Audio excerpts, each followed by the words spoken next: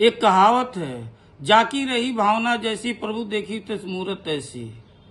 प्रशांत किशोर जी, आप तो खुद पॉलिटिकल फ्रॉड हैं। आप खुद जो है राजनीतिक व्यापारी हैं, जिनका काम ही है राजनीति का व्यापार करना। लेकिन आप जिनके क्रेडिबिलिटी पर सवाल उठा रहे हैं, उनका जन सेवा से माध्यम है। वो पूरा बिहार जानता है इतने लंबे कैरियर, राजनीतिक कैरियर में, कि किस तरह से वो युवाओं से लेकर गरीबों मजदूरों के बीच में रहते हैं, उनकी जन समस्याओं को सुनते हैं। वो 2000 से अपने राजनीतिक कैरियर से, तब से लगातार बिहार के प्रत्येक जिलों में जा करके उन्होंने जिस तरह से कामों का, समस्याओं का जो सॉल्व किया है, एक उदाहरण है। और आप कहते हैं कि पदयात्रा के सवाल उठाते हैं। आप तो पदयात्रा करते हैं, महंगे महंगे होटलों में रहते हैं, उसके बाद टेंटों में रहते हैं और दिखावा करते हैं। लेकिन माननीय मंत्री अशोक चौधरी जी ने किस तरह से बोध गया से लेकर के और भितरवा तक जो है पश्चिमी चंपारण तक पदयात्रा किए, वो भी उस गर्मी में और जाड़े में, कि लोग देख करके ताजुब किया। और वो रैली के माध्यम से, आप जो रैली किए अपना 2 अक्टूबर का स्थापना रैली वेटनरी कॉलेज पटना में, कितना लोग भीड़ जुटा था।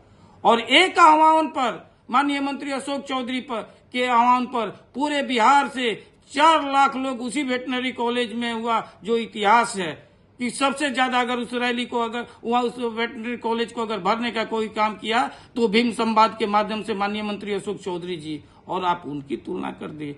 छोड़ दीजिए, अभी हाल ही में आपने गांधी मैदान में रैली किया, क्या स्थिति रहा? 10,000 भी लोग नहीं जुटा। और उसके बगल में ठीक 2 दिन के बाद माननीय मंत्री जी का आह्वान था भीम संवाद, उसमें 40,000 लोग जुटा। और ये दिखा दिया कि किस तरह से जन नेता है माननीय मंत्री अशोक चौधरी जी। आप उनके राजनीतिक कैरियर और राजनीतिक सेवा और जिस तरह से सूझबूझ से वो राजनीति करते हैं, निश्चय ही बिहार के युवा, महिला, किसान, मजदूर सब उनसे जुड़े हुए हैं, सब उनसे प्यार करते हैं। लेकिन आपको उससे क्या मतलब है? आप तो राजनीतिक व्यापारी हैं। और आप कहते हैं कि एक भी कोई चंदा बता दे हमको, एक भी कोई पैसा लिया है? आप तो जितना फ्रॉड है किशोर जी, उतना तो कोई है ही नहीं है। आप एक बात बताइए, एक विधानसभा से 10-10, 12-12 प्रत्याशी बनाने के नाम पर जो है जिस तरह से ठगने का काम कर रहे हैं, बिहार के युवाओं को विधायक एमपी बनाने का ठगने का काम कर रहे हैं। और 21,000 रुपया जो रजिस्ट्रेशन फी ले रहे हैं, वो क्या है? वो क्या है?